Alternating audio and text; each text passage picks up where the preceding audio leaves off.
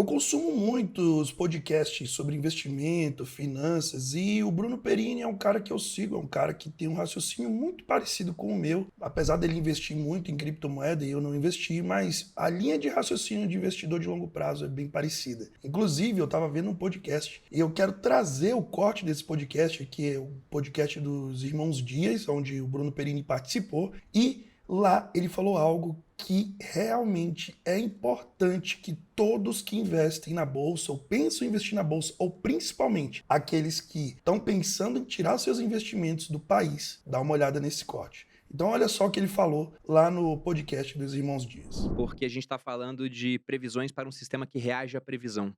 Se você me perguntar sobre o tempo, por exemplo, o tempo não reage à previsão que uma pessoa faz. Se um meteorologista fala vai chover, ninguém muda o tempo para não chover só para sacanear o cara. Agora, se a gente começa a fazer previsões de que certas coisas acontecerão na economia, o governo é sensível às previsões e vai tomar providência para que aquele tipo de coisa não venha a acontecer. Então, eu não sei, né, como é que vai ficar para os próximos 4 anos, mas reduzindo o horizonte, já dá para a gente ter algumas premissas em mente. Então, eu discordo, por exemplo, de quando as pessoas falam que o dólar ele vai explodir nesse ano.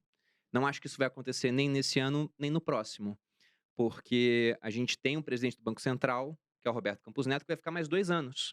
Só depois que o Lula vai poder escolher um novo presidente para o Banco Central, mais alinhado em termos ideológicos, para fazer o que ele quer. Antes disso, isso não acontece. E aí, por conta dessa pecinha que a gente tem no Banco Central, já dá para ver alguma coisa do que deve se desenrolar, principalmente no ano de 2023 e parte de 2024, que é o seguinte: se nós temos um presidente do Banco Central independente, ele só tem uma tarefa quanto à meta lá dentro. Ele não faz uma lista de metas que nem a gente. Ele só tem uma meta, a meta de inflação. E para colocar a inflação na meta, ele vai utilizar o instrumento que é a taxa de juros, a taxa base da economia, a nossa taxa Selic. E a gente já tem uma Selic muito alta. Tem um juro real gordíssimo hoje, né? Porque a nossa inflação está na casa ali de uns 5%, já querendo dar uma acelerada. Então, a expectativa que eu tenho é de manutenção de juros altos, já que o governo quer gastar mais, isso deve ajudar um pouco a inflação a acelerar. E esses juros altos vão segurar o dólar em patamares mais comportados. Não estou falando que o dólar não vai subir comparado ao que está hoje, mas acho difícil, por exemplo, o dólar bater R$ 6. Porque na hora que isso acontece, todo mundo que pode exportar alguma coisa vai querer exportar para Sim. ganhar o dólar em R$ 6. Tudo que pode ser importado também fica mais caro. E aí, essa fusão, né, de preços mais caros acaba terminando uma inflação mais alta e forçando o Banco Central independente a aumentar mais a taxa de juros. E essa taxa seguraria o dólar num patamar mais tranquilo.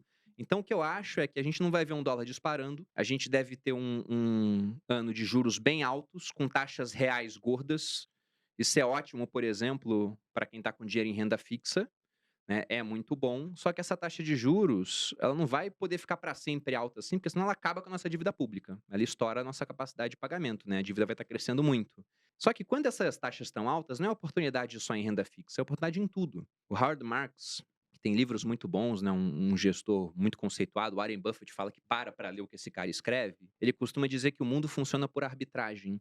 Então muita gente gosta de juros baixos para ir para a bolsa nessa hora. Ele fala que, olha, a hora de estar na bolsa é antes, porque quando as taxas baixam, os preços sobem de uma vez e aí os retornos ficam comprimidos em ambas as partes.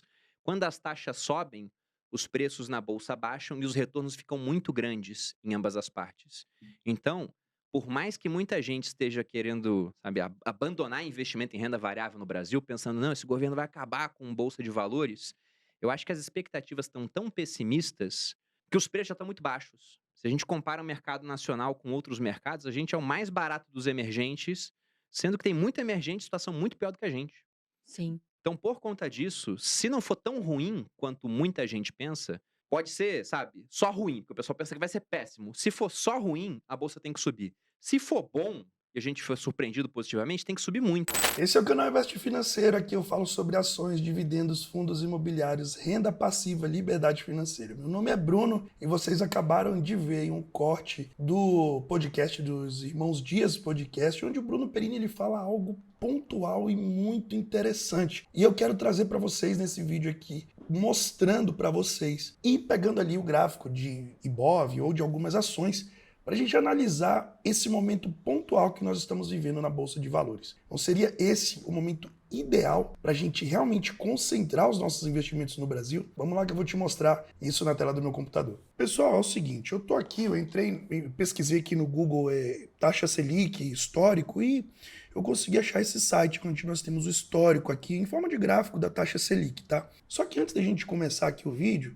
o Bruno ele fala algo interessante. O Banco Central é independente, tá? Isso independe do governo, isso de um governo de direita ou governo de esquerda, não interessa. O Banco Central, ele tem a independência de controlar a inflação da maneira que ele achar melhor. E a maneira, né, na verdade, a única maneira que o Banco Central tem de controlar a inflação é através dos juros, da taxa Selic. Então, o que o Bruno pontuou, que foi bem ali crucial, que eu quero que você entenda é o seguinte, é que a gente às vezes acha que quando os juros estão altos, quando nós temos uma inflação alta, quando nós temos um governo que não é favorável aos investimentos, a gente acha que pode ser a pior hora para investir. Eu vou te provar que talvez não seja. Olha só, se nós pegarmos aqui esse gráfico, a Selic ela variou bastante desde 2017 até 2022. Então a gente tinha uma Selic lá 13% em 2017, ela caiu, foi caindo para 7, 6,5% em 2019, a gente viu aquela queda abrupta em 2020, quando veio a pandemia, onde nós atingimos 2% de taxa Selic. Galera, a gente sabe que o Brasil não é um país de juros tão baixos assim a 2%. E logo, olha o que aconteceu. A Selic, em menos de um ano, voltou no mesmo patamar que nós estamos. Aqui está marcando 12,75%, mas a taxa Selic está a 13,75%. Hoje, a gente sabe que hoje, início de 2023, a nossa atual taxa Selic é 13,75%. Então, o que acontece? Isso é um instrumento que o governo tem, melhor dizendo, que o Banco Central tem para controlar a inflação. A gente viu uma inflação muito alta nos anos anteriores. Se você pegar o IGPM, tivemos alta de mais de 30% nos últimos anos. Então, para ele controlar esse tipo de coisa, essa alta dos preços, ele usa da taxa Selic para se valer disso. E aí, quando a taxa Selic aumenta, é sinal de que as coisas não estão boas. É sinal de que as coisas estão ruins. É sinal de que nós temos uma inflação descontrolada, um governo que gasta muito, enfim. E aí muita gente fica com medo. Muita gente acha que, meu Deus, o Brasil vai acabar, as coisas vai acabar tudo, né? O governo vai acabar com a bolsa, vai confiscar um monte de coisa, vai gastar dinheiro, todo é direito. Bom, com relação a gastar dinheiro, eu acho que sim, realmente, nós vamos entrar num certo descontrole financeiro aí dos gastos públicos. Mas o que eu quero te lembrar é o seguinte, o Brasil sempre foi o Brasil. O Brasil, mesmo com toda a corrupção que teve, mesmo com tudo de errado que passou, o Brasil não quebrou. As empresas estão aí. Quem comprou Petrobras lá em 2014, 2013, meio petrolão, quando estava custando R$4, que a gente achava que a empresa ia falir, ia quebrar, onde estava devendo dezenas de bilhões de dólares. O que aconteceu? Aconteceu que a empresa até hoje existe, hoje ela dá lucros bilionários, paga dividendos bilionários e quem comprou R$4 está rindo, porque acho que ela chegou a quase R$40, deu uma valorização de quase 10 vezes mais em menos de 10 anos. Qual é o investimento e qual é o lugar fora do Brasil que você vai conseguir isso? Eu até entendo as pessoas que querem um pouco mais de segurança, mas eu quero aproveitar dessa convexidade, eu quero aproveitar desse momento único onde nós temos essas taxas altas e a gente pode ter retornos ainda mais altos. Bruno Perini falou uma coisa bem pontual ali. Na hora que a bolsa está com juros baixos, ou seja, na hora que nós temos uma Selic baixa, não é a hora de entrar na bolsa. A hora de entrar na bolsa é quando nós temos juros altos, porque nós temos um grande ganho nas duas pontas. Que pontas? Na renda variável e na renda fixa. O cara que está investindo hoje na renda variável, ele vai ganhar muito dinheiro, porque provavelmente ele vai estar comprando ações a preços muito baratos. E o cara que está investindo na renda fixa hoje, ele também vai ganhar muito dinheiro, porque olha só, ele está travando uma taxa de mais ou menos 1% ao mês, mais de 1% ao mês. Então, eu quero te mostrar isso no gráfico do Ibovespa. Talvez o vídeo fique um pouco longo, pessoal, mas me perdoe, tá? Eu quero que você entenda isso de forma pragmática, para que você não fique desesperado nas coisas que você está fazendo e tudo mais, tá bom? Então, olha só, quando é que nós atingimos uma taxa de juros de 2 dígitos? Foi mais ou menos aqui, ó, em fevereiro, Fevereiro de 2022, né? Finalzinho de 2021, início de 2022. Vamos ver onde é que estava o Ibov? Finalzinho de 21 para 2022, olha só que interessante, pessoal. Olha só que interessante. No momento que a gente atingiu 2 dígitos de taxa de juros, o nosso Ibov estava bem aqui, ó, na casa de 102 mil, 104 mil pontos. É bem verdade que teve um momento que ele baixou até um pouco aqui, foi para 93, 96 mil pontos ali, mais ou menos nessa faixa aqui de preço, tá? E eu tô falando do gráfico do Ibov, eu tô falando do gráfico da Bolsa, tá? E olha onde é que nós estamos hoje. Hoje nós estamos a quase 113 mil pontos.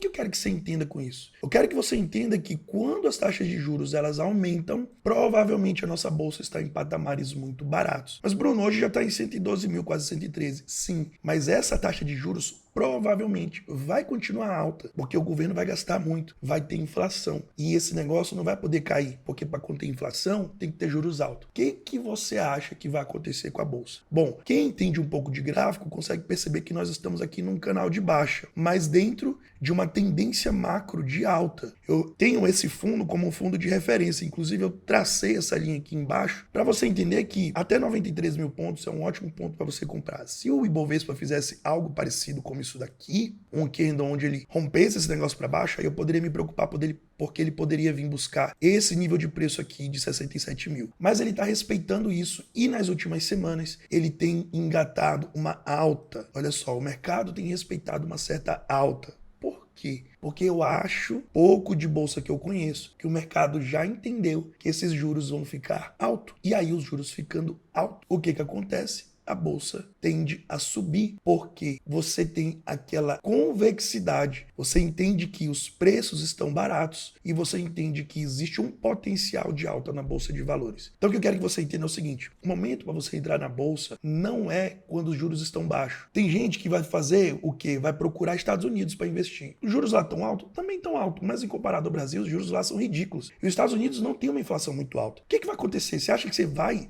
rentabilizar 20, 30, 40, 50, talvez 100%, como o Bruno Perini falou, que talvez tem ações que dupliquem de valor em 1 ano, 2 anos? Você acha que você vai realmente conseguir isso lá? Eu acho mais fácil você conseguir isso aqui no Brasil. Vou te mostrar algumas empresas aqui que estão muito baratas. Olha como é que tá a Sanepar. Olha o nível de preço que Sanepar tá. Ela chegou a custar 6,17, agora ela tá custando 3,50. Vou te mostrar outra ação aqui muito boa, de uma empresa muito boa. Lembrando que isso não é recomendação de investimento, tá, pessoal? Isso é apenas uma demonstração que eu quero que você entenda o jogo da bolsa. Olha aqui, ó, R$15, sendo que a mínima dela foi 13,69 e a máxima foi 29, quase 30. Fleury. Deixa eu te mostrar uma outra empresa muito boa aqui, Banco Bradesco. Olha o que aconteceu com o Banco Bradesco. Tínhamos lá preços patamares de 23, R$20 e agora ela está a menos de R$15, a R$14,70, R$14,80. Em menos de um minuto eu te mostrei 3 empresas que estão muito baratas e que, se a bolsa começar a subir, você pode fazer esse negócio multiplicar talvez 50%, 70%, 80%, 90%,